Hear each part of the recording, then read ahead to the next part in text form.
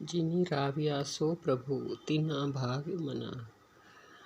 जिन्होंने अपने उस प्रभु को, जो सबको देखता है, जो दिखने वाली हर प्रत्येक वस्तु जो बदल रही है उसको सतरूप होने के कारण, चिद्रूप होने के कारण देख रहा है, वो देखने वाले प्रभु को की तरफ जिसने अपनी वृत्ति को उधर अंतर्मुख करके देखा है, स्मरण किया है, जोड़ा है, वो प्रभु जिसके स्मरण में आ गया, जुड़ गया जिससे, उसके बहुत बड़े भाग्य हैं। तिना भाग मना। जिन राविया सो प्रभु तिना भाग मना। जिसने अपने उस प्रभु को स्मरण कर लिया है, याद रखा है जोड़ने के लिए कि वो देखने वाला है, ये दिखने वाला है, देखने वाले की तरफ जिसकी नज़र अपनी अंतर्मुखता को, दात को नहीं देखता, दाता को देखता है, दिखने को नहीं देखता, देखने को देखता है, उसके बहुत बड़े भाग्य हैं। तिना भाग मना। उसके बहुत भाग्य, मनोभाग है, कम भाग्य नहीं है, मनोभाग्य है। क्योंकि ऐसी वृत्ति किसी की बनती है, सबकी नहीं बनती। जिसको सद्गुरु मिलते हैं, जिसके अंदर प्रेम जागता है, जिसके अंदर सत असत का विचार जागता है, जो चैत के महीने में चेत जाता है, उसको इस तरह की सोच आती है कि कौन है जो इधर देख रहा है, कौन है जो अनुसूत रूप से रहता है, कौन है जो बदलने वाले को बदलने वाला कहता है, जो कौन है जो स्थिर है, अस्थिर की अस्थिरता को सिद्ध करने वाला, स्थिर रूप से परमात्मा जो विराजमान है, उसको एक तरफ जो देखता है, उसको जो याद रखता है, उसकी तरफ जो जुड़ता है, उसके बहुत भाग्य हैं, बड़े भाग्य हैं, मनोभाग्य हैं। मनोभाग्य हैं तो वो अपने भाग्यों को सराहना कर रहे हैं गुरु नानक जी के। ऐसे अंतःकरण वाले को इस तरह देखना चाहिए कि उसके बहुत भाग्य हैं। तो आगे कह रहे हैं कि हरि दर्शन को मन लोचदा, नानक प्यास मना। मेरा मन जो है ये हरि के दर्शन को लोचता है। ये मन जिसको संसार कहता है कि चंचल है, बहिर्मुख है, व्यभिचारी बुद्धि के कारण ये मन इधर उधर भटकता है, रज प्रधान है। पर जिसने अपने मन को चेत दिया, उसका मन परमात्मा के दर्शन को लोचता है, इधर उधर नहीं जाता, बस उसी का स्मरण करना चाहता है, उसी से जुड़ना चाहता है। क्योंकि ये मन सियाना है, इसको जब असलियत मिलती है तो ये झूठ छोड़ देता है। और यहाँ गुरु नानक जी कह रहे हैं कि मन जो है अब हरि दर्शन के लिए प्यासा है, उसके दर्शन को लोच रहा है, उसके दर्शन की इच्छा रखता है और कुछ नहीं चाहता, नश्वर को नहीं चाहता, शाश्वत को चाहता है, अस्थिर को नहीं चाहता, स्थिर को चाहता है। लगन लग गई है, इस तरह की लौ लग गई है। अभ्यास और वैराग्य, इनसे कौन ते ये रुके। ये मन को अभ्यास और वैराग्य से रोक करके अब इधर रुकने वाले की तरफ, जो रुका हुआ है, स्थिर है, उसकी तरफ जोड़ने से मन भी रुक गया है और रुका हुआ मन अमन जो हो गया है। और अमन मन ही कहिए कि परमात्मा के साथ जुड़ सकता है। और ये मन की जो शांत वृत्ति है, जो अंतर्मुखता चाहता है मन, जो मन रज प्रधानता छोड़ चुका है, उसमें से चंचलता निकल चुकी है, विकार निकल चुके हैं, शांत मन से, स्थिर मन से उस परमात्मा के साथ जुड़ना चाहता है। तो यहाँ पर गुरु नानक जी एक जिज्ञासु के मन की बात कर रहे हैं कि हरि दर्शन को मन लोचदा। उसने जब भी संसार की सत्यता देख ली, चेत गया और गोविंद की आराधना करने लगा, इधर उधर परमात्मा को सब तरफ जान गया कि जल थल मयल पूरिया। जब ये जान चुका, उसकी महिमा जान चुका कि वो चारों तरफ व्याप्त है, उसके बिना जीना भी कोई जीना है, और ऐसी चेतना आ गई जिसमें परमात्मा का स्मरण करने से अपने भाग्य की सराहना करने लगा। तो अब उसका मन जो है हरि के दर्शन के लिए लोचता है। ये उसको दिख रहा है कि अब उसके पास और कुछ नहीं करने को, कुछ नहीं जानने को, कुछ नहीं पाने को, करना कुछ नहीं चाहता, करने की आसक्ति चली गई, जानना कुछ नहीं चाहता, जानने की आसक्ति चली गई, पाना कुछ नहीं चाहता, पाने की आसक्ति चली गई। ये आसक्तियाँ इधर उधर भटकाती हैं। अब करने की आसक्ति नहीं रही, शांत रहना चाहता है, पाने की आसक्ति नहीं रही, बस जो पाया हुआ है, नित्य प्राप्त है, उसकी तरफ जुड़ना चाहता है, कुछ जानना नहीं चाहता। जो नित्य जुड़ा प्राप्त है, ज्ञान रूप से मौजूद है, उसको जानना चाहता है।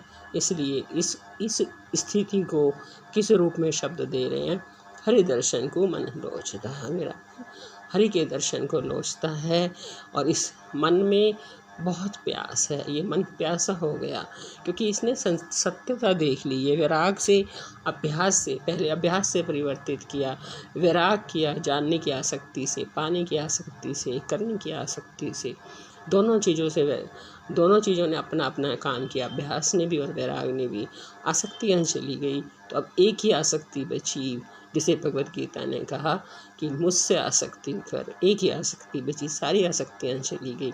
वो आसक्ति ही यहाँ पर दर्शन के लिए मन लोचता इस रूप में बताई जा रही है कि हरि के दर्शन को मन चाहता है और मन में बहुत प्यास है।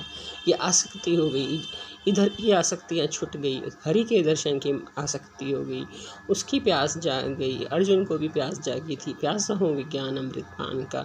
ये प्यास हमारी छिपी हुई दिख रहती है, वास्तव में सभी के पास रहती है।